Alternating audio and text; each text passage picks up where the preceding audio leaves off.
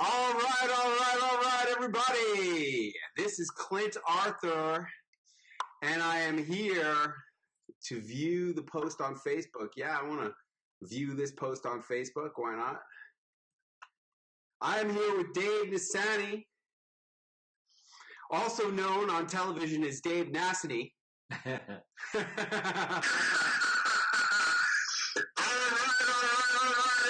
All right. We know it's going good, so there we go. And is this good? Good. All right.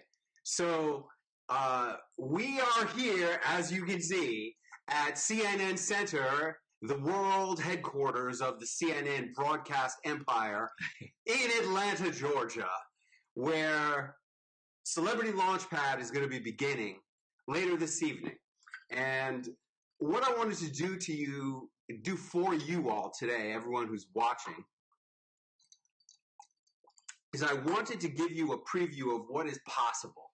If you really have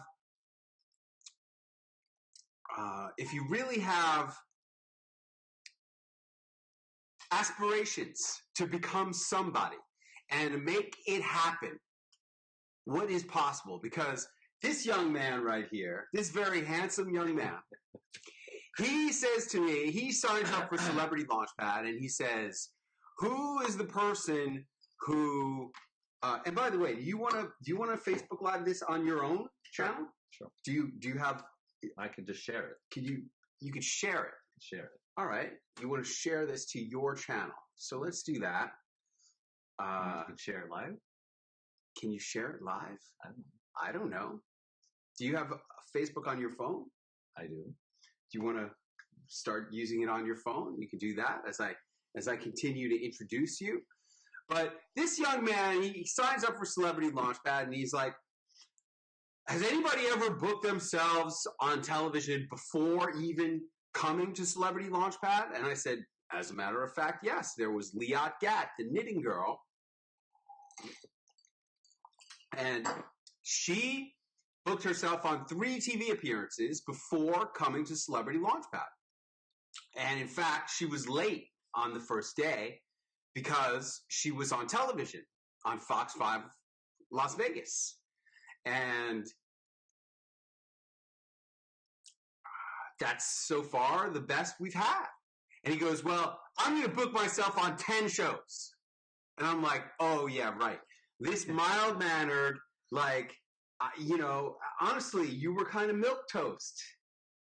You know that, right? Yeah. Yeah. I'm an introvert by nature. He's introverted by nature. And you notice I'm talking loud. I want you to talk loud, okay? So, because that gives you more energy. But he's like, I'm going to book myself on 10 shows. And I'm like, okay, good. Well, I encourage that. I think that's fantastic. And I'm all for it. If you want to do it, please do it, And by the way, those of you who are watching, I see there's a bunch of you out there. Vivian and Rick Barker. Oh, hey, Rick Barker. And Rob Christensen. Hey, Rob, good to see you. And Kim Highfield, good to have you with us. And Ben Bragg, hey, good to have you. And Anthony David Adams. And if you would share this with anybody, if you would share this with anybody who's an entrepreneur, an author, a speaker, a coach, somebody who has a message that they want to get out into the world, because what this is really all about is getting your message out. That's what Ali always says. We help you get your message out. Now, to me, I think that's funny, but it seems to resonate with a lot of people, and that's what we help you do. So if you would share it, hey, Marianne, good to have you here. If you guys would share it, I'm just going to get my phone and start doing a little stuff too. This way I can respond.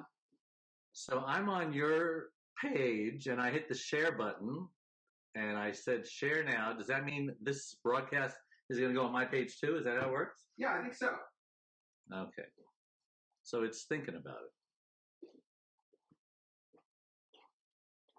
Got 3 bars. There we go. All right, good.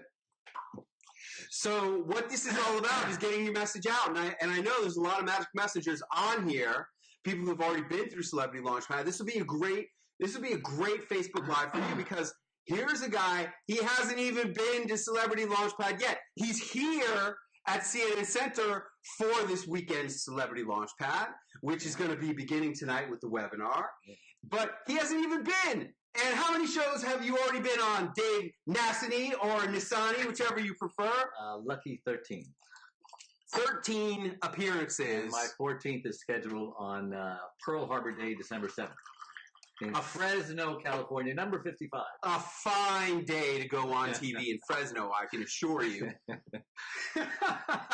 I wouldn't answer the phone. I had to actually drive to Fresno and bang on the door to get them to. She goes, "Oh, it must have gone through the cracks or something." Seriously? Yeah. You banged on the door? I did.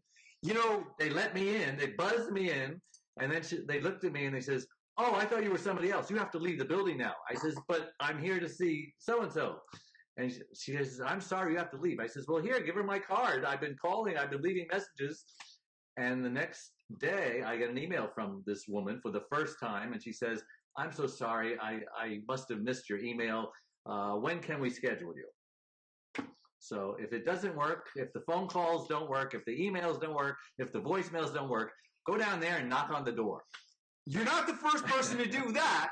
You're the second person that I know who's done that. Oh, who's the first? The first person who did that, she was from Phoenix, Arizona. Gosh, this was a long time ago. I mean, she did that back in 2012. 5 years ago. 5 years ago. I just want you to know, I didn't make a special drive. I was in the neighborhood visiting my wife's aunt. Well, this woman didn't make a special drive either. She was appearing on another TV station in the same. She actually appeared on 2 TV stations in the same city that day, and she knocked on the door of the third TV station. This was in Yuma, Arizona, and she says, "Hi, I just was on TV on ABC and NBC, and I figured since I was in the city on a special trip just to appear on TV, I wanted to share this message with your audience too. If you have any airtime that I could help you fill." And should have done that in South Carolina. She was on TV. Yeah, she was on TV. Look, if you are on TV, this is one of the first teaching points, and I'm going to get a pad and paper because we're going to be loading these people up with teaching points today. So I'm going to get a pad and paper so I don't miss out on them myself. So talk amongst yourselves. Keep entertaining them, Dave.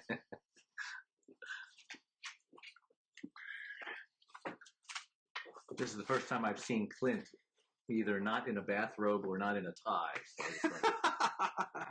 But he is wearing pink. I chose this outfit. Signature pink. I chose this outfit.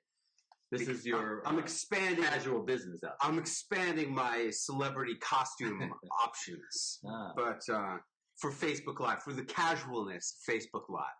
So the first teaching point is that when you are in a city, hustle your celebrity. That's first of all, hustle. Number one is hustle. Here's a guy, he's like in Fresno, and he's been trying to get the people on the phone. And what did you say to the lady when, did you mention that you've been booked on all these shows? What was exactly, tell us about how it went when you knocked on the door of which affiliate was it? ABC, NBC, CBS? What? It was NBC. NBC. You knock on the door of the NBC. KC. He knocks on the door of the NBC affiliate in Fresno. And what exactly, how does it go? Well, they buzzed me in by accident. And she says, "Oh, we were expecting someone else. I'm sorry. You have to leave the building now. This is a secure facility." It's always very secure. No, it's serious. I mean, this happened to me when I was in Phoenix, Arizona. I'm on the show, and they're previewing Dr. Oz. On the Dr. Oz show that day was the 700-pound woman. Okay? And they keep previewing. And then I do my segment, and then I'm leaving. And as I'm crossing the lobby towards the doors, and once you go through the door, that's it, because it's a secure environment. The airport. You can't come back. It's just like the airport, exactly. And I'm crossing the lobby, and who do I see out of my corner of my eye? I see a woman who looks like she must weigh 350, 400 pounds. Not 700, but 350 to 400. And I get to the door, and I'm literally standing with my face against the glass, about to push the bar to go out the secure door. And I'm thinking to myself, is that the 700-pound woman? The one who was on Dr. Oz? And I'm like, it's gotta be. I mean, who the hell else could it possibly be? And then I think to myself, well, if that's really the 700-pound woman on Dr. Oz, I should go get a selfie with her. She's a celebrity. And then I think to myself, do I want a selfie with the 700-pound woman? How's that going to help me? How does that serve my ego? I'm thinking this. Really, I'm sharing my innermost thoughts with you guys. How does that serve me to have a photo with a 700-pound woman? Really? Is that going to help me? And then I thought, you know what? She's a celebrity. I get celebrity photos. Every celebrity I meet, I get photos with the celebrity. I do. So I go over to the lady, and she's on a little scooter, right? She's on a scooter. And I say, excuse me, are you the person who was on Dr. Oz? And she goes, why, yes, I am the person who was on Dr. Oz. And I said, could I get a photo with, I said, no, first I said, I didn't hardly recognize you. And she goes, I know, I've lost over 300 pounds since I was on Dr. Oz. See, she was committed to changing her life. That's why she went on TV. That's what we do. We go on TV because we want to change our lives, because we want to improve. Have you been improving? He's been improving. Everyone tells me I look different, I walk different, I sound different, so it must be true. It is true. I look different. I'm looking at myself on the screen, and I says, that doesn't look like me. Yeah, you're like, who is that guy? Right. So, and some of my fans, they're say hello. Hello. So we're sharing on both our pages. Yeah, cool. Good. Hi, Fran. Hey, Fran, welcome. I think you're from Idaho. No, South Bend. No, never mind. Gonna get it wrong. All right. So I say to the lady, well, can I get a photo with you? Yes. I go, can I get a photo with you? She turns to her friend. She goes, did you hear? He wants a picture with me. Nobody's ever asked me for a picture before. So I got my picture with the 700-pound lady, and I'll try to show that to you. I'd like to see that. Yeah, it's pretty cool. You know, I use it in a lot of my presentations because there's a lot of lessons in that story, a lot of nice lessons. But anyway, I'm going to be on Dr. Oz one day. You are? Yes. Are you proclaiming that? Absolutely. That's teaching point number 2. You know, is pick a goal and proclaim your goal. 30% of caregivers die before their loved ones do. Why wouldn't he want me on? Hell yeah. Caregiving, the Dr. Oz show, I'm sure, is watched by tons. It's a perfect match. You are going to be on Dr. Oz. Absolutely. And if anybody on Dr. Oz show is watching this, he's going to be ready for you soon. Just like Tracy Herbert was ready for you. Tracy Herbert came to Celebrity Launchpad. Let me ask you this. Have you watched the videos in the members area of the Celebrity Launchpad members area? Of course. You told me to. Okay. How many of them have you watched? All of them. All of them. All of them. That's another thing nobody does. I thought it was strange. He says, at the very minimum, watch these. And I says, what do you mean? Watch all of them. I agree. When I'm a student and I pay a lot of money to go to a class, Celebrity Launchpad is not cheap. It's a tremendous value, but it's not cheap. It requires, I believe that as a coach, as a consultant, you must charge your clients a lot of money if you want them to get great results. Because the ones who don't pay a lot of money or who negotiate you, way back, we had a couple people negotiate us when we were like $7,500. And they would say, well, I only want to pay $5,000. And we took them. Those guys always got bad results. Never, ever negotiate with a coach or a consultant on price. Price is the wrong thing to negotiate. Get what you pay for. You can negotiate other things. You can negotiate special treatment, special service, blah, blah, blah, lots of things, but never negotiate the price. It's a bad thing. All right, so Tracy Herbert came to Celebrity Launchpad. She watched every video. How about the behind the scenes videos? Have you watched those? I got the most out of those. Because it's a little nerve-wracking being in the green room and just freaking out, moments before you go on the air. But you show us that, do your vocal exercises. It's like you're about to sing a song. You la la la la la la la and stuff like that, and it just takes away the intimidation. And I just thought of you. Good. And I love the way you just say, and always smile. I see that face, and my teeth come out. It's great. Yeah, well, smiling that's going to be number 3, smile, okay? A lot of good notes. I mean, really, guys, the stuff that we talk about, it seems easy. It really does seem easy, but I've already got 3 big notes right here. Hustle your celebrity. So when you're in town, knock on a door and say, hey, I've been on 12 TV appearances recently, and I'd love to come on your show. That's called hustling your celebrity. Next, pick a goal and proclaim it. He's already picked that he's going to be on Dr. Oz, and he's been here on a live Facebook Live broadcast proclaiming that he's going to be on Dr. Oz. That's exactly what Tracy Herbert did.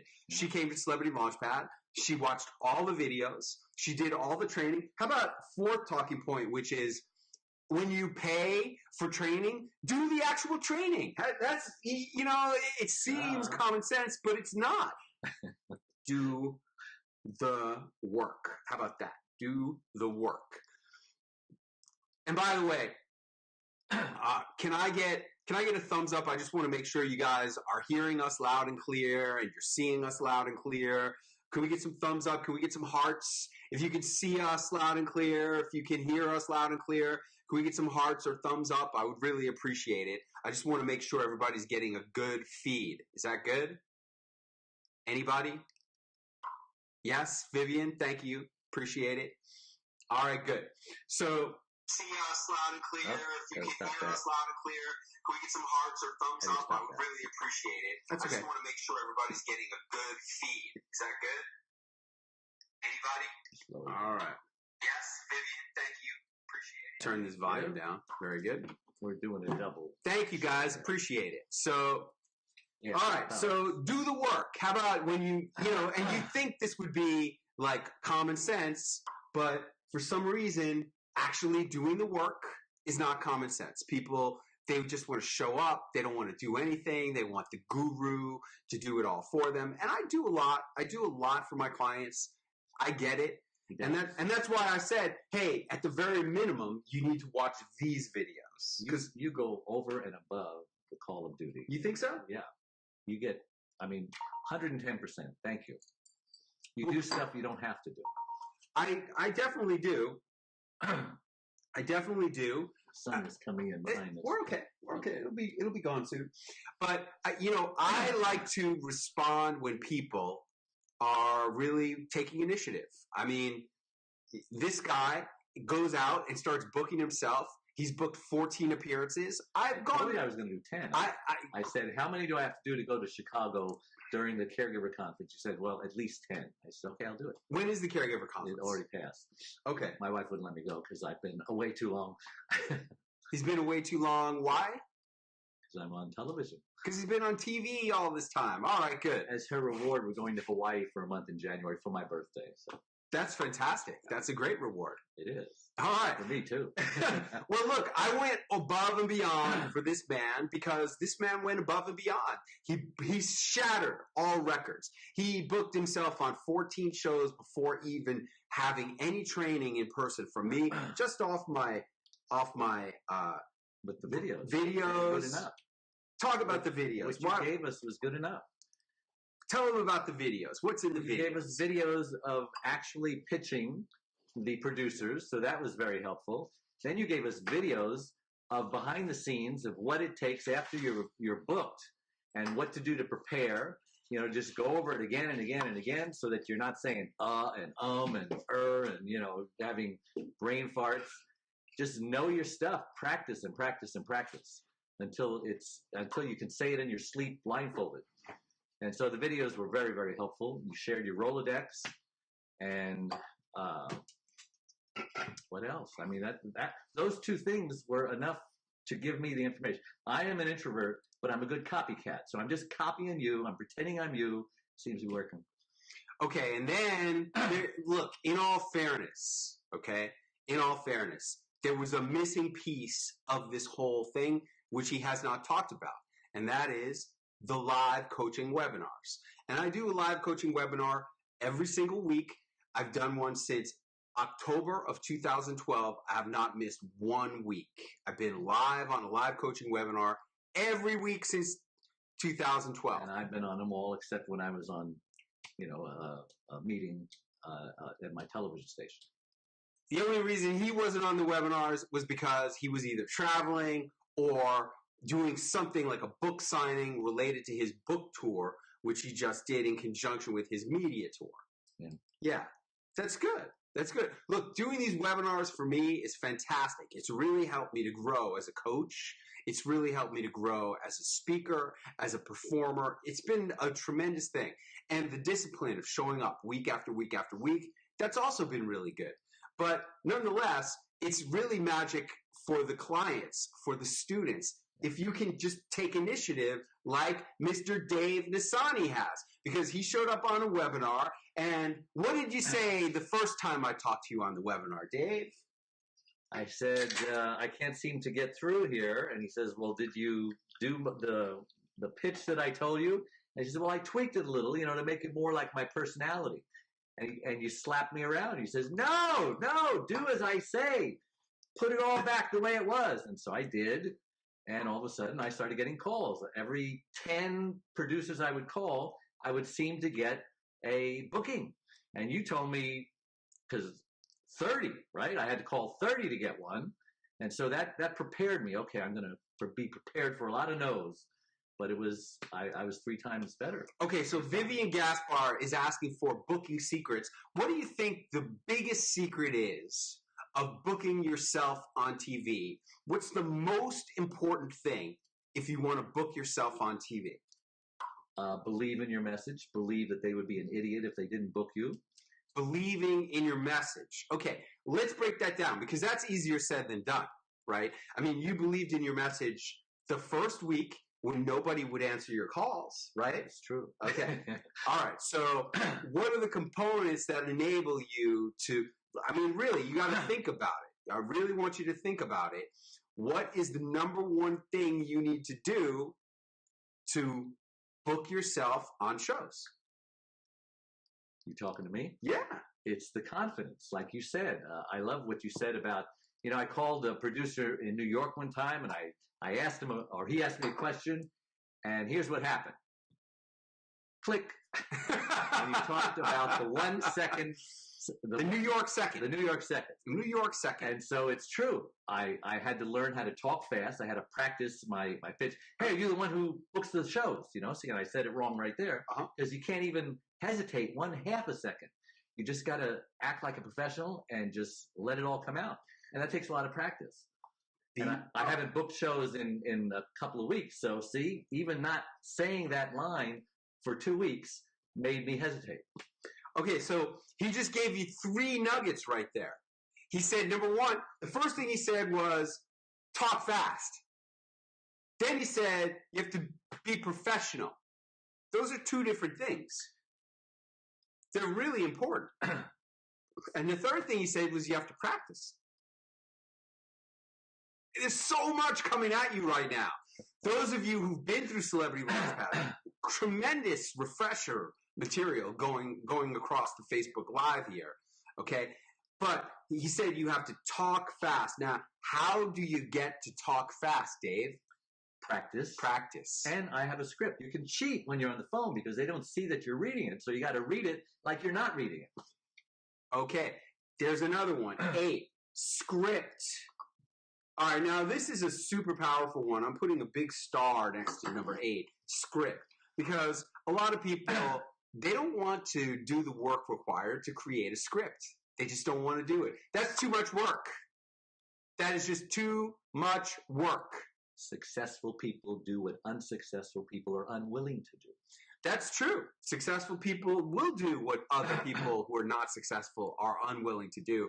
But if you want to be a professional speaker, and speaking on TV is pretty professional level speaking.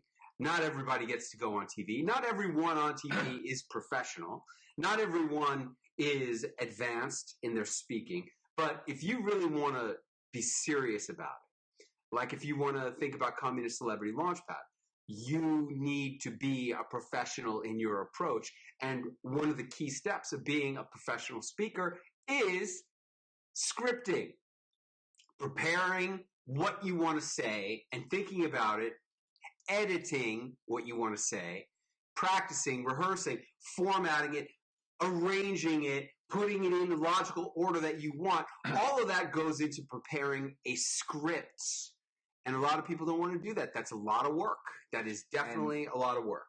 Every single anchor of the shows that I've been on, they're scripting. They've got the teleprompter going. So they don't even know what they're doing. They're just following the script that somebody gave them. They're just reading off the teleprompter. If That's they can do all it, they're they can doing. do it. That's all they're doing. Well, look, they're professional teleprompter readers. That's what they are. They just read stuff. And Rough Cut Rollins says a script is lengthy and hard to do. Knowing a format or using a template helps overcome that obstacle, in my opinion. Clint helps write the script. I write the scripts for my clients because I know what should be in a TV segment, and I know what should not be in a TV segment. And there's a lot of stuff that should not be in a TV segment. There's a lot of stuff that should not be in a TV pitch. Isn't that right, Dave? Yeah. And what happened was, he put a lot of stuff into the pitch that had no business being there. It was just getting in the way. And it all had to get removed, and it had to get adjusted into something that was going to get booked. Because you need to sound like a professional. Yeah. You took the X-Acto knife and you just took out all the clutter. Yeah. There's no room for extra words. No extra words. Let's put that in script. No extra words. Well, we already have 8 talking points, and all we were doing was scratching the surface. I mean, that's really all we've done right now is scratch the surface of what it takes to book yourself on TV. And we're going to keep going. So what would you say after these items, what would be the next idea that would come to mind as far as booking yourself on TV? What is required? Well, I know that each time I do it, it gets easier and easier. And then it snowballs, it magnifies. It's like the law of multiplication. Because now I can say, I've been on ABC in South Carolina, I've been on CBS in Palm Springs, and it just builds credibility. And it's like they're saying, wow, maybe you should be on my show too. Okay, so that is also hustling your celebrity when you say, I've been on this show, I've been on that show, I've been on the other show. That's displaying your credibility and your bookability on all of this. However, that also talks about number 9, which is make the calls. Yeah. And make the calls when you have to make the calls. I'm on the West Coast, so a lot of the calls I had to make at 1 and 2 in the morning. And fortunately, I'm a night owl, so I could do that. But for those of you who are not night owls, that means you got to get up at like 3 or 4 in the morning, one or the other, because that's when they're there. And you got to get them before the show. If you get them after the show, they're too busy producing it. And so call and be disciplined. And you don't want to drag yourself out of bed. There were many times I did not want to drag myself out of bed when I was doing the morning calls, but I just did it. And the rest of the day, I was kind of sleepy, but, it was worth it because I got the bookings. All right. So I heard here, make the calls. And then I heard him say, be disciplined about making these calls. Hey, how many days of work did this take? Well, the whole process was about a month. And I worked maybe 4 or 5 days a week, because fortunately they're off on weekends. I can be off on weekends too. And I would probably spend 1 or 2 hours doing it a day. It's not exactly true. Which part? That they're off on weekends. Okay. Unless they have a weekend show. There are weekend shows, yes. And there's a lot of great producers who do weekend shows, And famously, I was doing one of my VIP speaker training events, and I said to everybody in the class, I said, hey guys, I got to take a couple minutes right now because I got to make a call, but I want you all to listen. And I literally cold called a producer in front of a class and booked myself on a weekend show in Phoenix at 10 o'clock in the morning on a Saturday. There's a question from Vivian Gaspar. What do you think is the best local time to reach producers, Dave? Well, if you're talking about a morning show, then they come in, they work the graveyard shift. So they're coming in like midnight their time zone, and then they go home about 8 o'clock in the morning their time zone. So it depends on what time zone you're in. You want to catch them right when they get to work, or maybe 30 minutes after they get to work so they can have time to settle down. And usually on graveyard shift, there's nobody there. They answer the phone. So I find that there's basically 2 times that producers work. What are those times? Graveyard? Okay, what are the exact times? Midnight to 8 a.m. Midnight to 8 a.m. is one. And what's another common time when you would say, you'd say, hey, when does that producer work? What's another time, time range? It would be your normal 9 to 5, but a little earlier, maybe 7 a.m. or 8 a.m. to 8 or 9 hours later. What about like 4 a.m. to noon? You find any of those? 4 a.m. to noon. If I do, I don't remember. Okay. It's all fuzzy. I found some that were like 4 a.m. to 2, that kind of stuff. It depends on if it's a morning show or a mid-morning show or a noon show. It just depends. Yeah. All right. So in 1 month of making calls, 3 or 4 hours a day, 5 days a week, you booked 14 appearances on different shows all over the country. I actually booked 12, but 2 of the shows let me do 2 segments. They didn't let you do. They asked you to do, and you accepted their invitation. They liked the morning segment. Would I come back for the afternoon segment? The other one said, we want to do 2 segments right here. The first segment, we want to just get to know you. And then the second segment, we want to talk about your book and talk about, stuff like that. Yep. So that was a 10-minute segment. 2 5-minute segments. Let's see what you do here. Cut the glare. How's that? A little higher on that one. Almost? There you go. See? A little higher. See much right there. All right. Well, we'll be there in a minute. Oh, I know what we'll do. I look like I have a halo. Yeah, for a little while longer, he's got a halo, but we'll take it out right now. How did you gather up contact info to call? How did I gather up contact? Well, Clint was gracious enough to share his Rolodex with us. I mean, the guy is amazing. Who would do that? Part of what you get in Celebrity Launchpad is you get my entire personal Rolodex. Every station in the top 100 markets, it's all there. And if you're interested, those of you who are looking, who aren't aware of what we're doing, you may want to check out GuaranteedCelebrity.com. So I printed out like 30 pages of names, phone numbers, addresses. Yeah, make my Rolodex your Rolodex. So that's basically what I suggest you do. You really have to. I mean, I give it to you as an Excel spreadsheet to do with as you want, as long as you don't sell it. Now, Rough Cut says he's got a book coming out next week. That's good. I mean, Dave enrolled in Celebrity Launchpad at the end of July. The book hadn't even come out yet. It was coming out. And that's what I did it at Harvard. I just made a picture and put it on a book. And I says, here's my book. So, but my point is like, you don't want, it doesn't matter when your book comes out.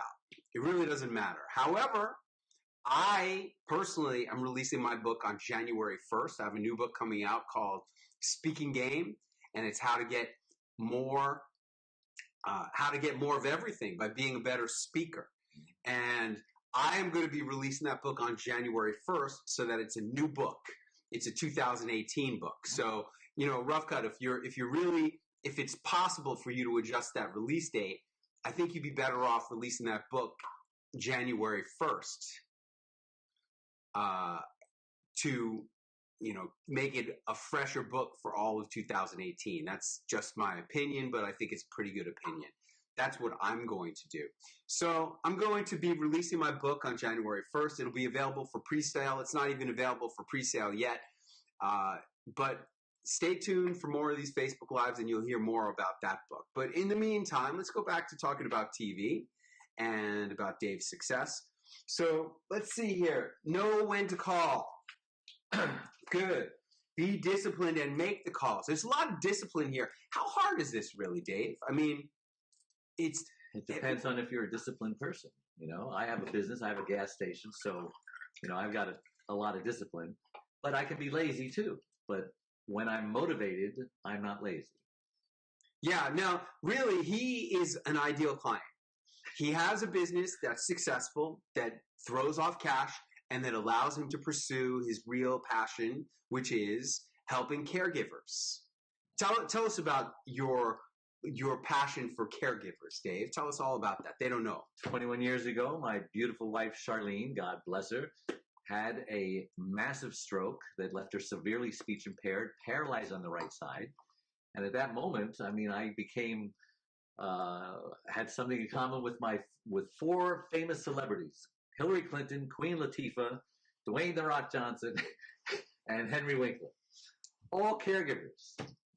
So now I travel the country doing my pitch, speaking on CBS, NBC, ABC, Fox News, just sharing people my important message: how to prevent your loved one's illness or disease from actually killing you. Yeah, very nice. And I also share my message of caregiving. I speak about it constantly. I just shared the stage with Suzanne Summers at Harvard. Really? Yeah. Oh, that's true. And a lot of people don't understand that the 65 million caregivers out there, 30% of them will actually die before their loved ones do.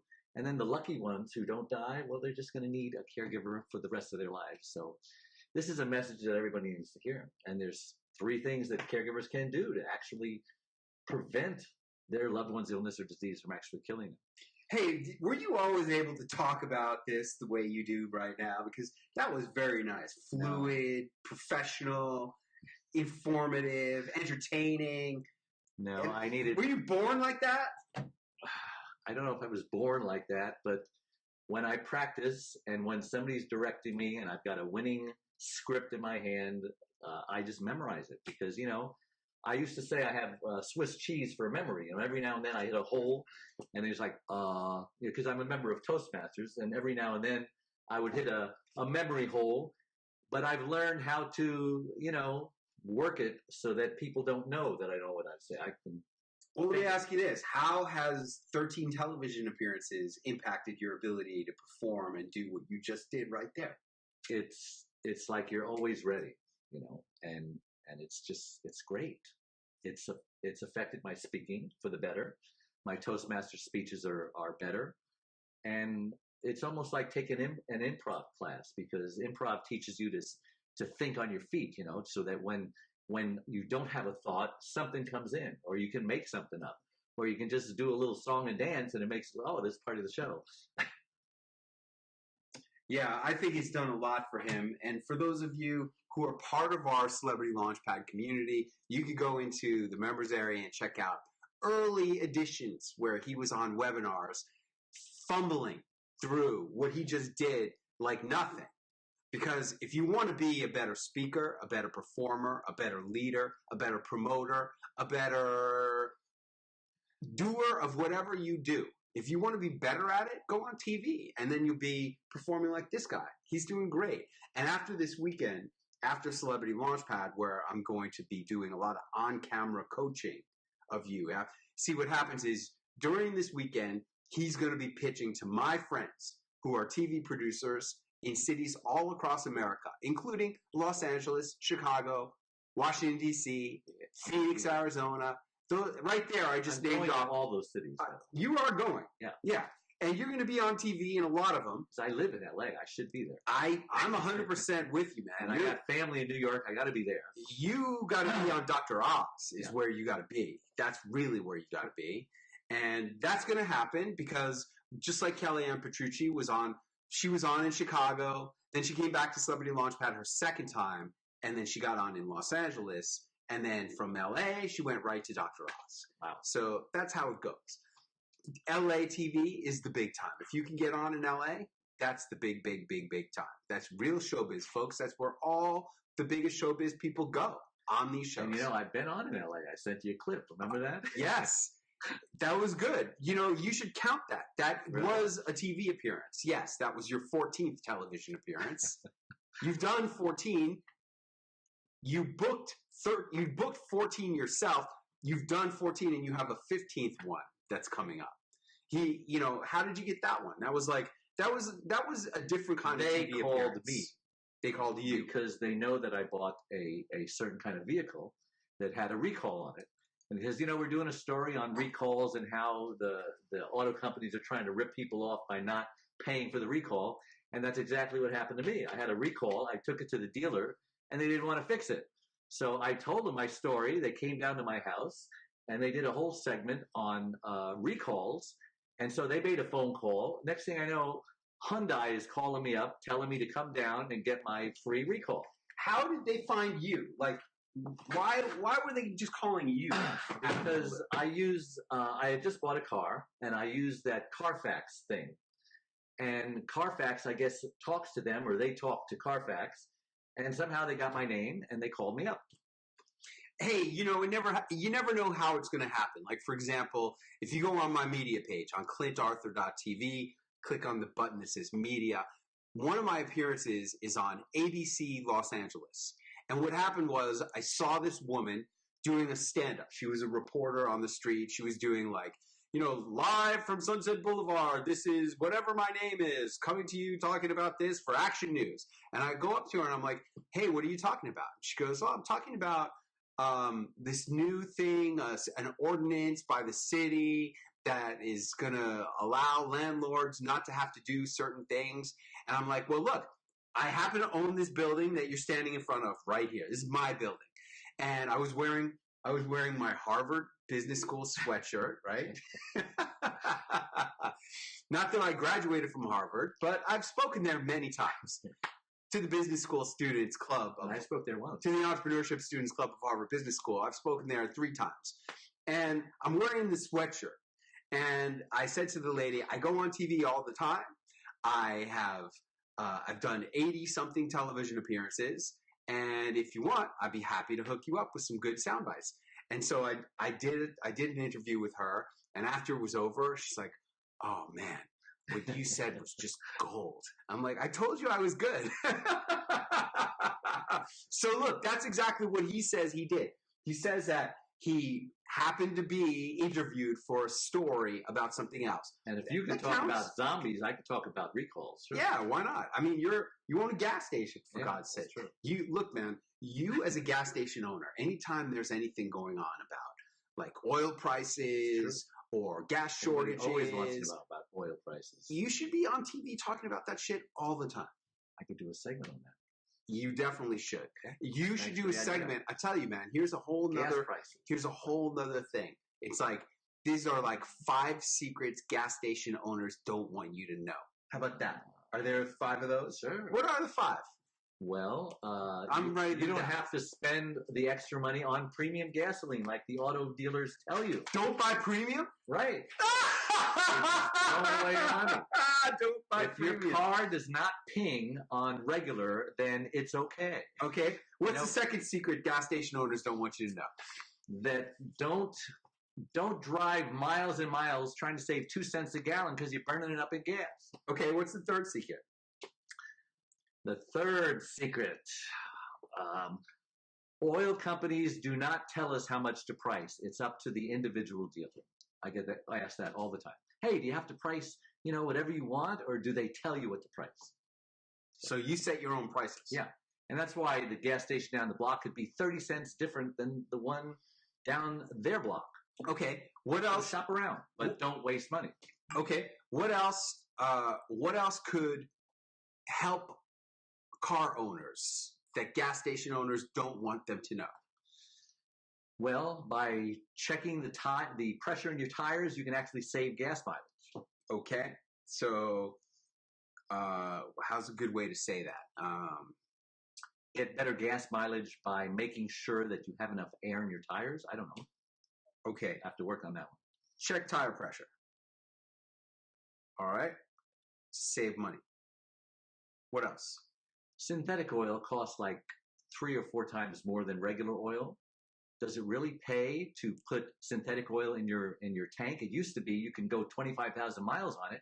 Now they're changing it just the same time. So in my opinion, I'm an auto mechanic and I don't use synthetic oil. Don't pay extra to get synthetic oil. Okay, what else? One more. 5. Give me one more because I didn't like that one about setting your own prices.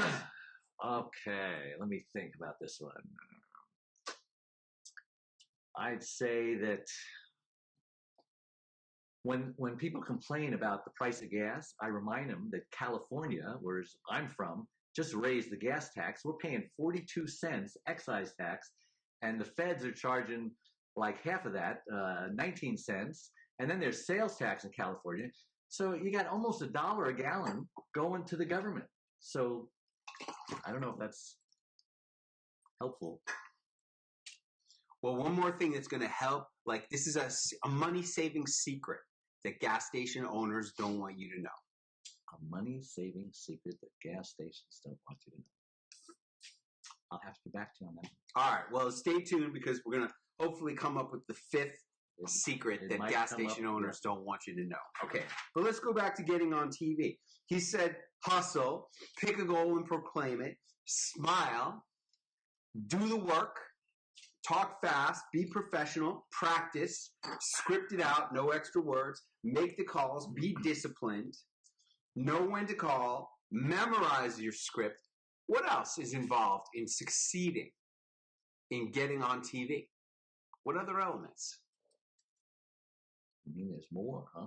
There's a lot. What other things helped you to book yourself on 14 shows and do 15 appearances with 14 bookings? Well, like I said, after a while, you become pretty confident that you can do it. In fact, I had to stop myself because I could have booked another 20. But my wife is disabled and she wants me home some of the time. And so she said, that's enough. Okay, so I would fill up a whole week and then I'd make sure I was home for a week. Then I'd book up another week and I'd make sure I was home a week. Good. So basically you just have to pick the areas that you want. And then after you get one booking in a city, forget the other areas, start calling around the cities so that you can make that trip, that plane fare and the hotel worthwhile, because I had 4 bookings in a city. And so each day I would rent a car or an Uber and I would go to the next television station. So that really brings the cost of traveling down when you can book 4 or 5 in one city. What is the cost of going on TV, Dave? Roughly $400 per show when you average it out and you figure it out. Yeah, that's what I said. Altogether, if would you do this I smart, pay $400 to be on television? Heck yeah. You don't pay the TV shows. No, you pay to just travel and go to a hotel. You got to eat anyway, but the travel and hotel is going to be about $400 per appearance. Especially if you can put it into a tour and you can hit. And this way, you're not flying home every single time. The more you do, the cheaper it gets. Yeah, fantastic. Yeah, that's exactly what I say, and that's really good to know. Let's see. All right, good. Pick targets. What he said was pick targets and focus on the area. That's really smart. Now, here's something that a lot of people get hung up on. They're like, oh, well, how am I going to get from here to there? And how am I going to get from this part of the country to the next part of the country? Book it first, worry about it later. Hell yeah. Just say yes. Now let's talk about that. When they would say, oh, we're interested, would they ever just book you right there on the spot over the phone? Some do. And how do you know when to, how does that go? They're like, tell me how the conversation would be. I'll be you. All right? And that's what I've got. Do you think this would resonate with your audience, Miss Producer? Yeah, I really do. He says, when are you available? And so now I'm panicking. That's a good question. So I had my calendar ready. You had your calendar ready. I had my calendar ready because the first time I didn't. Right. And I says, can I call you back? And I did, and you yelled at me for that. He says, never hang up the phone without a booking date. It's hard to get them on the phone. Why would you let them go without getting a confirmed appearance? Yeah. So fortunately, I was able to get them back on the phone because they gave me their private number. That's lucky. So. That's lucky. So, all right. So tell me how it goes when they say, all right, yes, we want you on the show. I've got my calendar in front of me. I've already decided in advance which weeks I'm going to book and which weeks I'm not going to book. And so I'll say, okay, well, this week I'm good. I'm going to be in Atlanta, and I'm free on this date and this date, the date before and the date after my already booking. And I'll give them a choice. Which one do you want me on? And so they'll look and say either, yeah, that date's good, or no, that week's not good. Then I say, okay, well, then 2 weeks after that, I'll be, so-and-so. And so we just nail it down eventually. Great. So you're offering them dates. Yes. And they're usually flexible if you're talking about, 3 or 4 weeks in advance. If you're trying to get a booking like the next day or the next week, it's a little more difficult. Many of them are already booked. Book 3 to 4 weeks in advance. Is that the sweet spot? Yes, because you want to get the best airline price at least 3 weeks in advance anyway. Yeah, you book in advance to get cheap airfares. That's why I'd like to book it 30 days out for, at least. Yeah. Now, what about airlines? Which airline do you fly? I love American because I like to get the extra leg room in their emergency seats. And only American seems to have 3 seats missing on those emergency doors. Some don't. And, if I'm going to spend 5 hours on a flight and then another 3 hours, on the connection, I want to be comfortable. Okay, now, personally, I find anytime I fly any airline besides Southwest, I regret it because my plans change a lot. So I always try to fly Southwest Airlines. You cancel? Oh, yeah. Southwest, Really? You can change. You can cancel, no penalty. The only difference is because you may be changing during a period that's closer to the date that you want to travel, you may have to pay a higher fare because you're close. Or no? They're open seating, first come, first serve. However, if you cancel or change your flight, you get full refund, no penalty. So that's good. You also get to check 2 bags. And I know a lot of people don't like to fly Southwest because there's no first class. But, for me, the flexibility is more important because I find every time I book any flight that is not on Southwest Airlines, every time I end up losing the flight, everything that I paid. Really? Yep. You change your mind often? It's not that I change my mind. It's that something comes up and I have to be someplace else. Every time. Well, that actually happened here in Atlanta because I had just booked my flight for Atlanta to be here today. But all of a sudden I get a call from Savannah, Georgia. They says, we can have you on the 14th, which is yesterday. And I said, okay, hesitantly. I was just going to make it happen. So they charged me $200 to change the flight.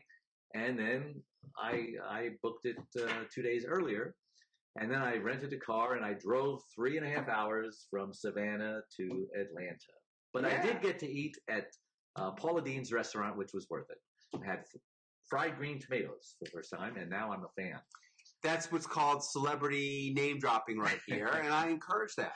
It makes it much more interesting. Well, tell us about Paula Deen's restaurant. What was it like? Well, famous Paula Deen. First of all my family is extremely jealous. One of my daughters has it on her bucket list to go there, and I was there. And it was within walking distance of my hotel, so I walked over there, and I looked at the menu, and I had fried chicken, I had fried okra, I had fried fish tacos, and I had fried something else. I don't even remember what it was, but it was good. Fried bean tomatoes. Yes, thank you. So it was all fried, and I don't know how much weight I'm going to gain when I get back, but it was worth it, and I'm going to do it again. Hey, there's a reason why these celebrity chefs are on TV the way they are. Oh, and I gave the waiter my book, and I signed it, Paula, so sorry I missed you, blah, blah, blah. I says, would you make sure Paula gets this? She says, absolutely. We have a whole box of stuff for her. Oh, fantastic. You never know. You never know. You never know. Does she still have a show? Paula, she's been... she had some trouble. She had some trouble. But she'll come back. They all come back. I mean... Well, the restaurant was very busy. Yeah. Very, very busy. She's making a lot of money in that restaurant. Yeah, well, that's what happens. These people are great chefs. And even though they may not have their show on for a while, they always come back. She's a celebrity. She'll always be a celebrity. Yeah, exactly. All right, good. Book 3 to 4 weeks in advance. All right, good. And now let's talk about what has happened for you since this whole process started happening for you. And look, it's been very recent. Dave started booking himself on these shows in September, right? Yep. Like end of August, beginning of September, I would say. September was the booking. Was I still in Hawaii when you started booking yourself? Yeah, I think so. You went right after Harvard. So September was the booking month, and October was the appearance month. And so it went so fast. It was like a whirlwind. Now, why were you appearing on TV in October? Why that month? Because that's when the bookings were. It was 30 days in advance. Okay, good enough. And into November, too. Into November. What was November? November, I only had one, which is Savannah, Georgia. You know, you should have had more. I should have had more, but I reached my limit, and I purposely stopped. Yeah. Because you said I only needed 10 to break the record of Veronica Gray. Oh. And I got 11. Oh. And then I stopped, but the calls kept coming in because I had a lot of seed out there. Then I got number 12, number 13, and number 14. So. Okay, so what he's talking about there is, see, Veronica Gray was my first student. And Veronica Gray enrolled in Celebrity Launchpad. No, she just enrolled. She just bought my box set on October 14th. On October 19th, she sent me her first segment proposal, which was ripping off one of mine. My segment was, can you actually lose weight by adding butter to your popcorn? Hers was, can you actually lose weight by eating Halloween candy? And on October 21st, she booked her first appearance with that segment. Then she booked 2 more. She did her first appearance on October 29th, 30th, 31st. And she did, all totaled, 10 appearances. She booked 10 appearances in her first month of booking herself on TV. She never even came to the training until years later. Oh. After she had already been on the Today Show. After she had already done 47 television appearances, she came to Celebrity Launchpad. Okay? But she was the one who, like, just booked herself on 10 shows in the first month of doing these bookings. This is what he's referring to. Okay, so now you've booked yourself on all these shows. Tell us about the experience of going on all these shows. Was it scary? It was at first, but I just remembered the videos that I had watched, you know, the before the hand, back behind the scenes, he called it. And I think the first show, I had my wife on with me because it was local. You know, she doesn't like to come on these others. The schedule was too grueling, you know, one city to the next. And it was over like a minute later, even though it was a 4-minute segment. All of a sudden, he said, "Well, thank you." And I said to myself, "But I didn't finish. I still got more stuff to say." And you know, I didn't say that out loud, but it made me realize that he's asking me questions, and I'm like an idiot. I'm answering his questions, which has nothing to do with my segment. And so the next one, I realized whatever they're going to ask me, I'm just going to answer it with what I want to say. And so that one went much better. So he'll ask one question, I'll answer another question. Yeah, you know, I'll try to make it transcend that, but you know, I've got to say what I got to say, you know, regardless. So I'm in control of the segment, like Clint said. Don't let them control your segment. If you go on my website and you watch that first Palm Springs segment, everyone thought it was great. Oh, this is great. What's the matter with it? You know, I only got to say half of what I needed to say. That's what was the matter with it. Well, that's one of the things that I talk about in my speaker training. Again, I have a new book coming out soon called Speaking Game. And one of the things I say, thank you, Dean, appreciate you very much. One of the things I say is don't stop. Nobody knows you made a mistake. Here, all these people are saying, "Oh, Dave, you did such a great job on NBC Palm Springs." And he's thinking to himself, "No, I didn't." And I'm looking at the segment and I'm thinking, "No, he didn't," because I know what's supposed to be in the segment. Only he and I know what's supposed to be there. So that's why. That never happened again. That was just the one-time thing, and that's how you learn. Yeah, I mean, there's only one way to learn. Look, you think you've seen a lot of TV shows, right? You've watched a lot of TV. How hard could it possibly be, right? To be great on TV. But it's not quite so easy. Yeah. It takes practice and it takes experience. And you never know what to expect because every host, every anchor is different. Some will be very obedient and do what you say, ask the questions you want them to say. Some will ask questions that are just off the wall and you got to bring it back somehow. Some will ask you the questions, but in the wrong order, and that kind of messes you up. So you got to really plan for the worst. Prepare for the best, plan for the worst. It helps if you really know what you're talking about. Yeah, because you can switch around, and the order doesn't matter, and that takes practice. Practice, rehearsal, memorization. You really have to go beyond memorization.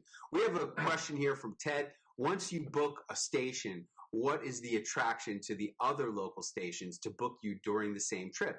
Is it that you've been pre-approved by the first booking? What do you think? And I asked you that question. I says, why would another station want me on their show since their competitor just had me?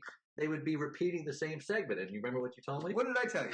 You said, no, it just adds credibility. If they did it, they want to do it too.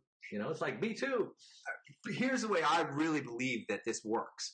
When you are on a TV show in a city, you're the most famous person in the city that day. It bumps my book sales. Every time I'm on a show, book sales go up. So my editor, not my editor, my publisher says, Dave, whatever you're doing, keep doing it. It's working. Really? Yeah. Cool. When you are on a show in a city, you're the most famous person in that city that day. So why wouldn't another show want to have the most famous person in the city on their show? Yeah. That's really all it is. I say, if you're not getting booked on a show, there's only two reasons you're not getting booked. The first reason you're not getting booked is because you're not Whoopi Goldberg. In other words, you're not famous. But if you're fixing that problem by being the most famous person in the city that day, boom, you just fixed that city. Yeah. And it helps if it's like November and it's Family Caregiver Month too. You have a reason. Timely Hook. Month Timely Hook. That's what they call that. So let me see. We're up to 16. Oh, good. I got another one. 16 timely segments. Hey, look, Dean, I know you're making fun that you have to know what you're talking about. You don't have to know what you're talking about. I've done plenty of segments where I really didn't know anything about what I was talking about. Like the first time I was on ABC Chicago doing my very first cooking demonstration. I didn't practice. I didn't rehearse. I'm not a chef. I just wanted to promote my butter, so I did popcorn and I made some shit up. And there I was, and I had to do a cooking demo for the first time, not what I would advise, on ABC 7. So you don't have to know what you're talking about, but if you do know what you're talking about, it makes the whole thing a lot better. So there you go. And what do you know about zombies? I mean, you did the zombie thing. Yeah, what do I know about zombies? Really, what do I know about the presidents? I just make all this stuff up. And hopefully you rehearse it before you go and do it live on a TV show. All right. So you would go on TV, and the first time you did it, you say it just got away from you. The second time and after that, you tried to stick closer to the script. Yeah. What did you learn about yourself in this process, Dave? I'm doing stuff that I never thought I was capable of doing. I'm having confidence that I never thought I would have. Like I said, I'm an introvert. I was insecure for most of my teen years. I didn't have the courage to ask the girls out and stuff like that. And finally, when I was 18 years old, the head cheerleader liked me. And that was a big boost to my confidence because all of a sudden, everybody liked me too because I was associated with a celebrity, the head cheerleader, the head varsity cheerleader. And the same thing's kind of happening here. All of a sudden they see me with a picture of Suzanne Summers sharing the stage. That made me famous right then and there. Everybody wants to know, oh, yeah. And then now I'm on ABC, NBC, CBS, Fox. I'm even more famous now. And somehow people are impressed with celebrity attachment. I don't know why, but they are. And so I'm kind of a celebrity as well. I go in, oh, can I get your autograph before you become too famous, or wow, you're just kicking butt. Wow, you're on fire.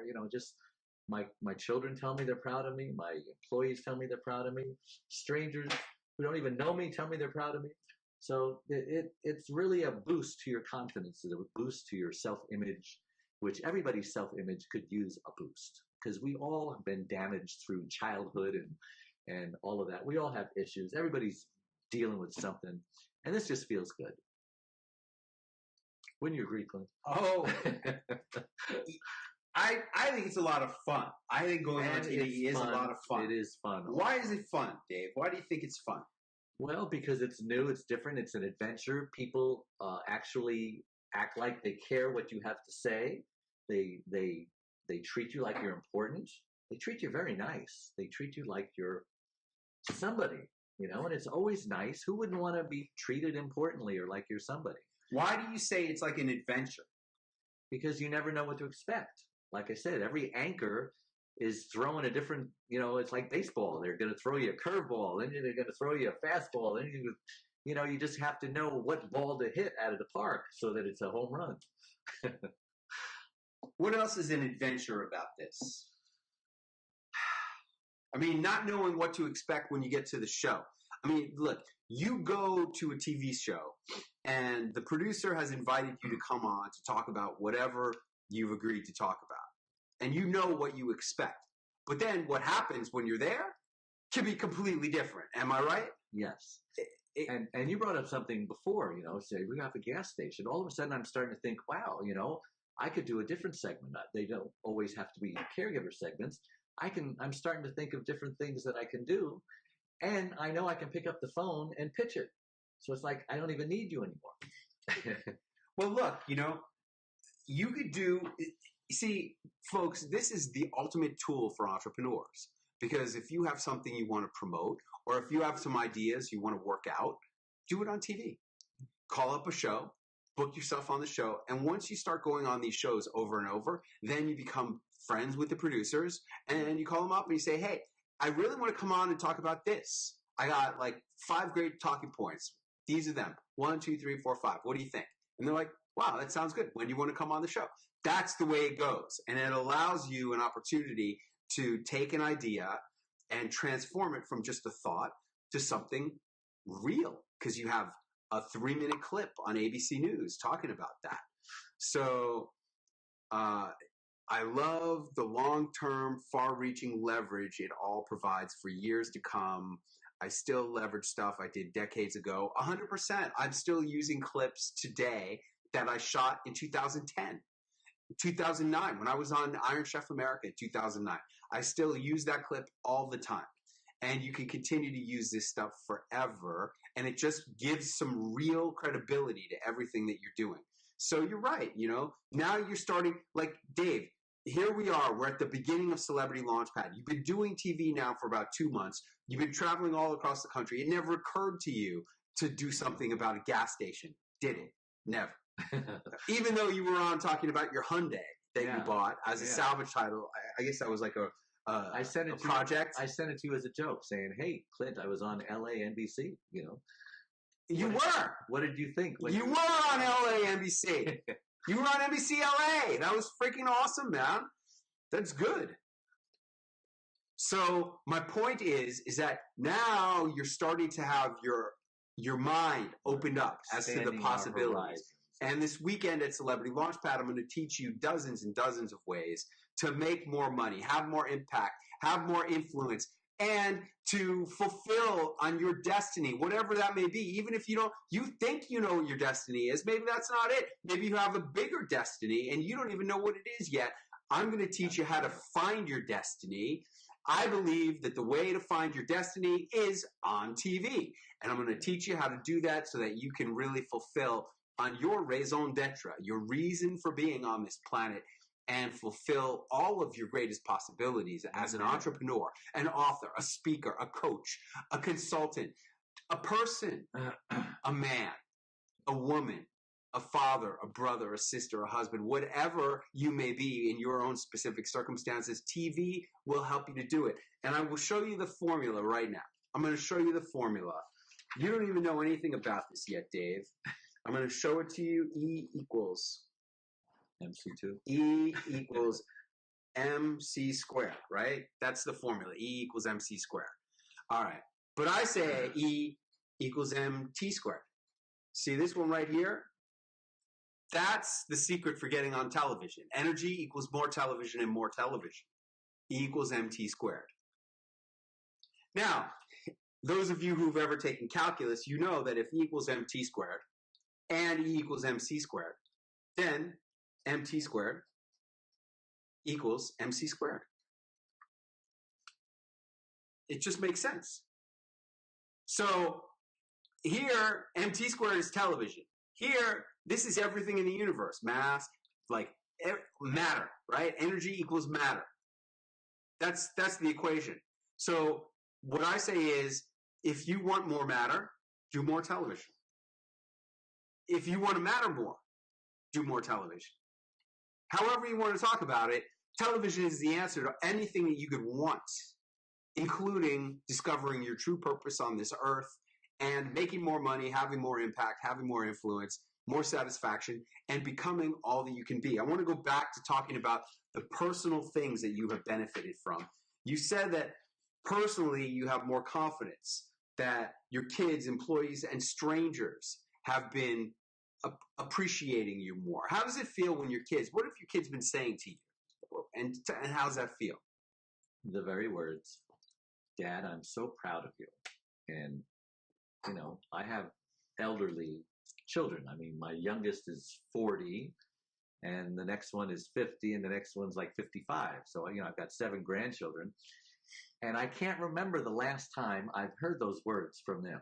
You know, have you ever before? Maybe not. You know, as children, they don't say, you know, I'm proud of you, Daddy. They just say, I love you.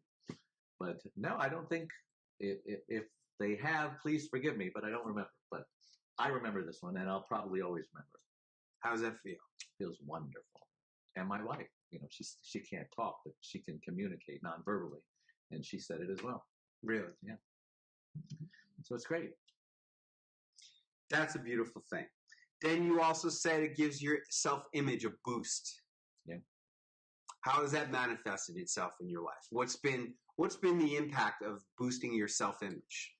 You know, when you have a good self-image, a healthy self-image, you're not trying to go and prove yourself to anybody. You know, I don't have to have a big head.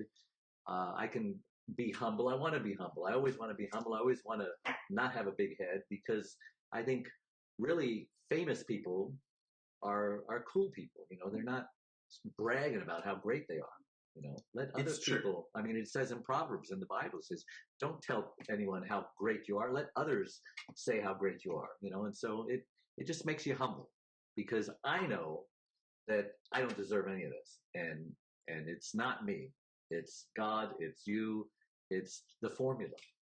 Many people would say, yeah, it's the formula. It's the formula. I give all credit to God because that's where all things come from. It's the formula. Interesting. I asked the guy, look, this is real, right? This is unrehearsed. Did I script any of this? No. We're going way too long for this to be scripted. It's just way off. I said, hey, tell us about how your self-image boost has impacted you. And he says, it's made me more humble. That's what he said. That's tremendous. Tremendous. Right. And then he said it was... Because you don't have to prove anything to anybody. You know who you are. You know what you're capable of.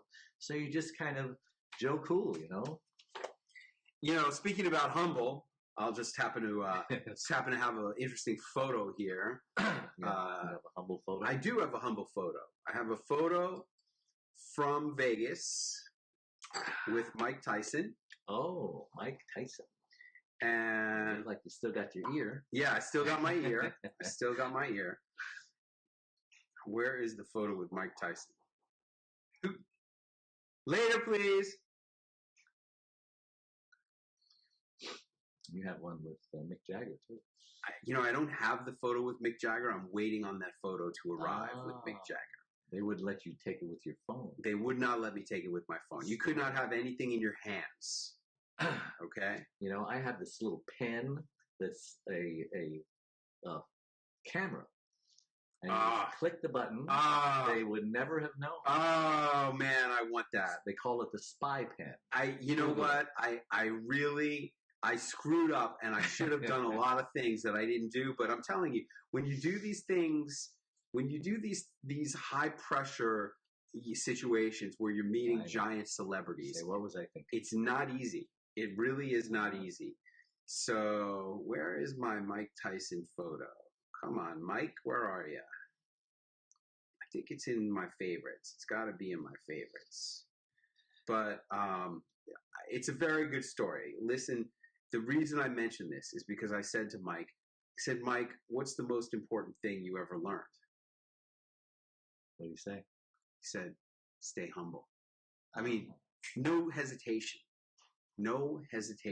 whatsoever. Stay humble. That's what the guy said. You know, I was at my mastermind last week, Craig Duswalt, and he asked me to come up to the stage, and he never does that. He looks humble there. He'd have to be humble with all he's been through. Right? Okay, so what happened at your mastermind that you were going to say? Well, first of all, I walked through the door. I was a little late, and someone came up to me afterwards and says, Dave, I had to look twice because I didn't know if it was you or not, because you just were different. You were walking different. You were looking different. And you had this, your head was held high, and oh my gosh, you know, I think it's all the television you've been doing. So Craig asked me to go up there, and I was up there for like 15 minutes, and we were just talking about what I've been going through, my international media tour that he called it, promoting my book. And he just started asking questions, you know, what's it like, and how do you put everything you want to say into like 3 minutes, 4 minutes? And it was great just sharing, because he had never, apparently I was never important enough to go to the stage. How long you been in that mastermind? 4 years. 4 years. 4 years in the mastermind, never called up to the stage. Right. Not until I met you. Wow. Congratulations on that. Thank but you. But look, that shows you are making it happen. And they're noticing. Whatever's happening, they're noticing. Do you feel different? Do you feel like, you know, your messaging or your product or anything really has changed? I feel like the same person, but I feel like I'm a new, improved version. Mm-hmm. You know, like on television, new and improved. Clean's better. Yeah, you are on television, new and improved. You are new and improved on TV. I just want to stay humble and just have it all work, you know? Good. Well, look, that's the great part about doing what we're doing at the age that we're doing it, is that we have spring chickens. We have a level of experience. We have a level of maturity. That's the word I was looking for. And we hopefully will be able to keep our feet on the ground. And by the way, you should keep your feet flat on the ground. Thank you. Okay? Because this is an interview. And you'll be able to maintain your equilibrium and not let your own PR go to your head. That's really important. Once you start believing this stuff, it's over. Well, it's not over, but you can really seriously look, I have seen people turn into prima donnas just like that. I have seen people let this stuff go to their head just like that. And, you know, canceling bookings. Like, you know, I don't want to do that one. You never cancel a booking. It's like I make it easy for you to book yourself on TV, but this is not easy. Nobody on this webinar knows how to do this, except for people who've come to Celebrity Launchpad, and only a couple of them have ever booked themselves off cold calls, because I make it just like shooting fish in a barrel. You'll see. You come to Celebrity Launchpad, you're going to go home with 8-10 bookings, like just from these couple days. Easy. At least 8-10 bookings, Dave. But that's because I make it so easy. And unfortunately, these people haven't done the work. They haven't made the cold calls. They haven't gotten up early. They haven't been disciplined, like you say. They haven't committed to it. They haven't proclaimed a goal like being on Dr. Oz and gone after it and made it happen, except for Tracy Herbert, who came here and said, I'm going to be on Dr. Oz. You watch. I'm going to be on Dr. Oz. You watch. And she was. Year and a half later, she was on Dr. Oz. But she had the ultimate commitment. She came to Celebrity Launchpad, then she stepped up to Titanium. I went with her to appearances on shows. Then she came and spoke at Harvard. Then she went to VIP Extreme Speaker Training in Hawaii. I mean, she did a lot.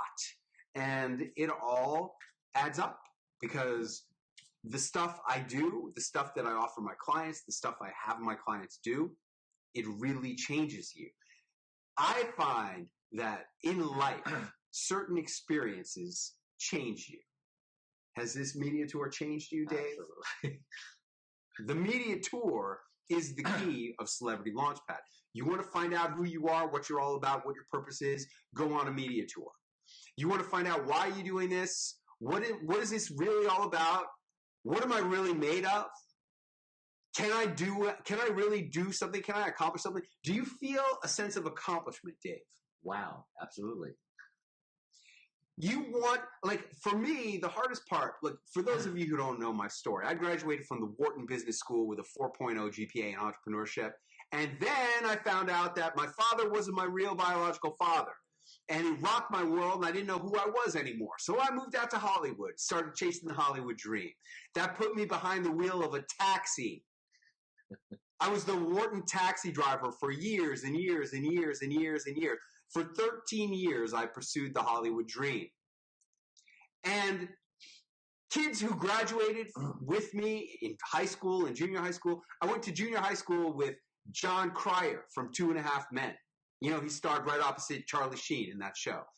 I went to junior high school with Robert Downey Jr. Yeah, you know, Robert Downey Jr. Yeah. I went to junior high school with this woman, Erica Gimple, who starred as Coco in the CBS version of Fame in the series. I went to high school with a lot of players, movers and shakers. I went to high school with this girl who was in the Beastie Boys. I'm friends with all those Beastie Boys, Kate. I went to high school with players. And think about that. Robert Downey Jr. and John Cryer were my contemporaries in junior high school, and I was driving a taxi after Wharton. And that really screwed up my self-image. That really screwed up my ability to make stuff happen. My belief in my ability to make stuff happen. But this restored it. This is what restored my own belief in myself. Because here I was getting on the phone and booking myself on shows and going on shows all over the country. And then people are coming up to me and saying, wow, Clint, you're really making it happen. You're on fire. What did that do to your self-confidence? Yeah, well, now I make 7 figures a year as a speaker, just talking. I just get up in front of rooms and talk. And I make 7 figures a year. And I have a thriving information marketing business. I'm going to be writing a book with Dan Kennedy, one of my great mentors. My greatest mentor of all time, I'm going to be co-authoring a book with him. That's all a result of this. I have 24 best-selling books myself. I've spoken at Harvard 3 times. I've spoken at West Point. I've led, I have authors, speakers, coaches, entrepreneurs coming from around the world, paying me thousands and thousands of dollars to work with me. And if you're interested in working with me, I suggest you go to clintarthur.tv and check out what's up, and then go to Celebrity Launchpad and apply if you want to go on TV and have these changes for yourself. Because the thing that is the best about television, to me, is that you can do this. I have a mathematical formula for how to make this happen. I have a process that has been proven on almost 700 authors, speakers, coaches, and entrepreneurs who have used my methodology and Celebrity Launchpad to book themselves on more than 3,400 television appearances that I'm aware of so far. I can do it. Anybody can do it. Well, it's true. Anybody can do it, including you. If you're watching this and you have a book, you want to make it happen. If you have a business you want to make happen, if you can't stand the thought of failing again as an entrepreneur and you want to make stuff happen, then come join us at Celebrity Launchpad. This is, Vivian says, Clint, you are an amazing leader, mentor, and you never cease to wow. Hey, I lead leaders. That's what's made me the leader that I am. Everyone who comes to Celebrity Launchpad in some way in their life is a leader. Many top leaders have come through here. Lisa Sasevich, a top leader in the experts industry, has graduated from Celebrity Launchpad, paid full price. Alex Mandozian, another leader in internet marketing, he paid full price plus $500. He said, look, I'm going to pay you more than what you're asking. I'm paying you $500 more than full ticket price because I think what you're asking is undervaluing what you deliver. And I want everybody to know that I paid $500 more than you asked. So Alex Mendosian, I'm delivering on that promise again. And Mike Koenigs has come to Celebrity Launchpad. He paid full price.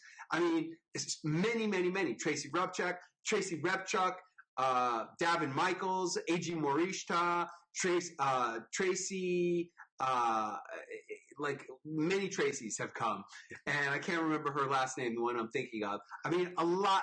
Annick Single has come to Celebrity Launchpad. A lot of leaders have come, and that's helped me to become a great leader. The networking itself is worth the price of admission. But if you're interested in doing something where you can really make it happen,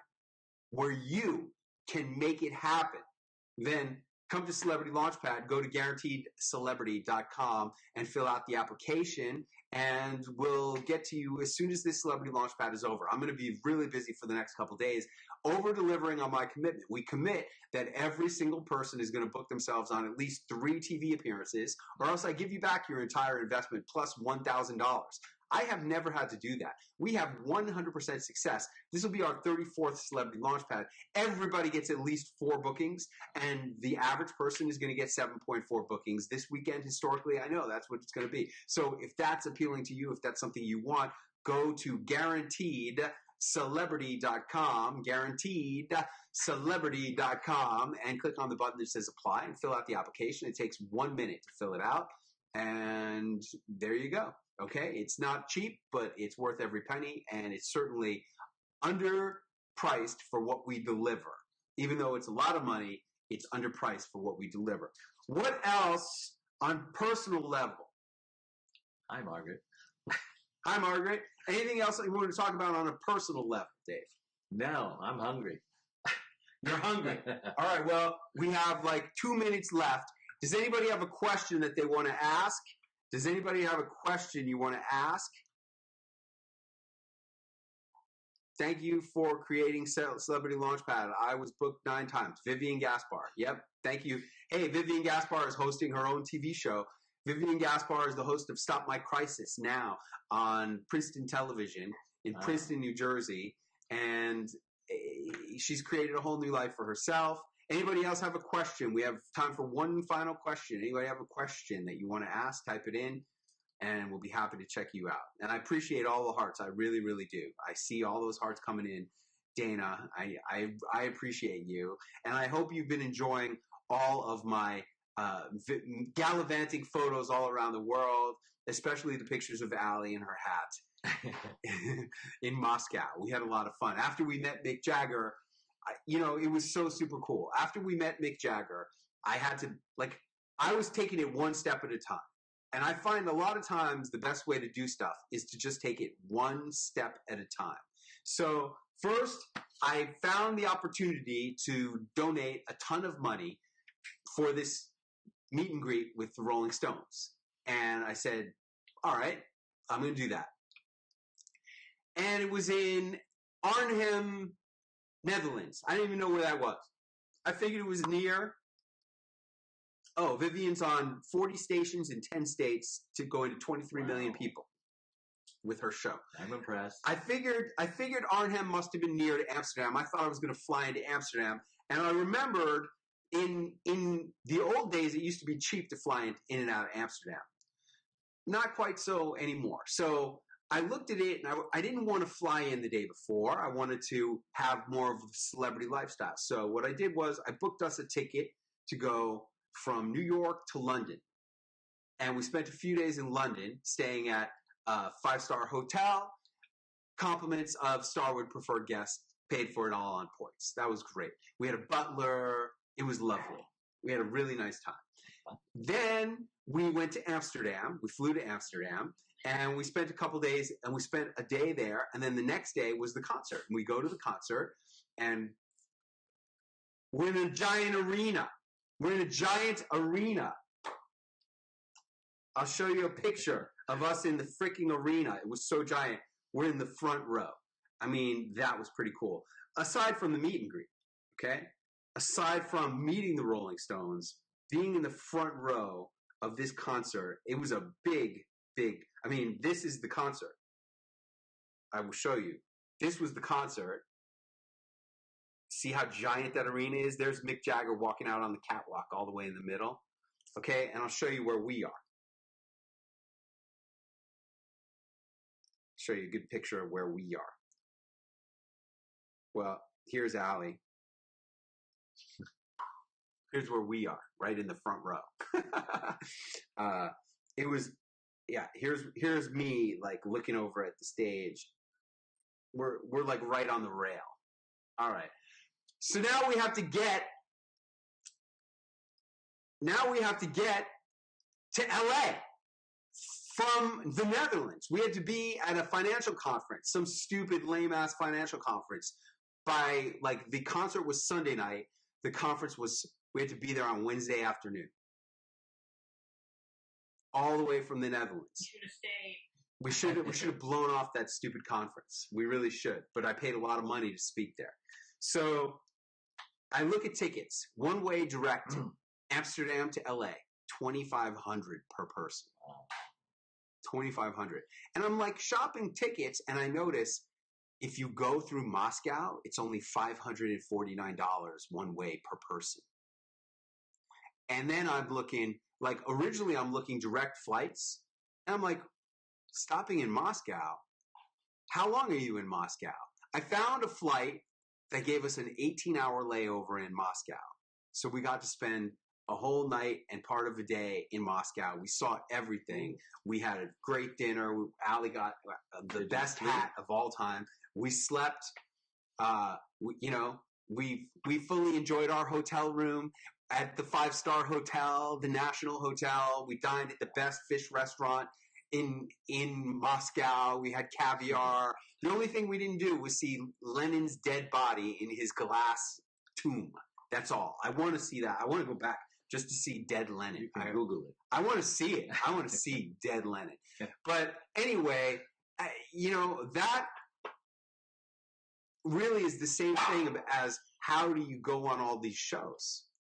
See, I just looked at this and I said, you know what? I want to meet Mick Jagger. I want to meet Keith Richards. I want to meet all the Rolling Stones. I want to be first row in a Rolling Stones concert. I want to have that experience. And I don't care what it's going to take. I'm just going to make it happen. And that's what going on television is all about. It's saying, I want to make this happen, and I don't care what it's going to take. I'm just going to make it happen. And here he is. He booked 14 shows and just made it happen. That's it. And that changes you on every possible level, because now you become a person who's not concerned about logistics and details, and you become a person who's looking at the big picture. And the big picture is he's a different guy than he was. Everybody can see it. Everybody tells him. Everybody appreciates it. Everybody's proud of him. And he has done this all on his own. I've helped him as his coach, and it's been a real privilege to work with you and to participate and observe and to witness, to be a witness to what you've made happen. But you're the one who did it, Dave. And I'm very proud of you, as everyone is. And I really want to thank you for just being a great example of what is possible if you put your mind to it and take the fear out of it and just do what I say. That's one thing you haven't said in all of these notes that everybody knows has come through Celebrity Launchpad. If you just do what I tell you to do, this actually works. I still do it myself today. I book myself on shows all the time. And if you just do what I say, I just booked myself on a show December 12th in Las Vegas to promote my new book, which is coming out.